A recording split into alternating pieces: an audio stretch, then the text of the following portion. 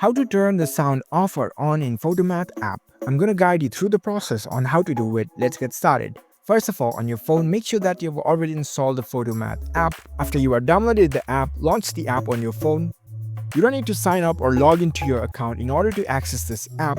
When you launch the app, it will directly open up the camera. From here, you can scan the mathematical problems that you want to solve.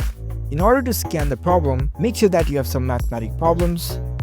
For example, I will simply scan this problem over here. It will come up with the solutions instantly. If you scroll down, you will see the step-by-step solutions over here. In order to turn the sound off, for example, if you see this in the animated tutorial, if you play this, you will need the premium PhotoMath subscriptions, but you can play along for a few steps. If you tap on this next step button, Before we solve the equation by graphing, note it will play the sound with the instructions. So in order to turn this sound off, what you need to do is you just need to tap on the speaker icon in the top right corner. And if you want to turn it back on, you can simply tap on it again. So that's it. That's a very simple process to turn the sound on or off in PhotoMath app. If you found this video helpful, don't forget to give this video a thumbs up and subscribe to our channel for more tech tips. Thank you for watching.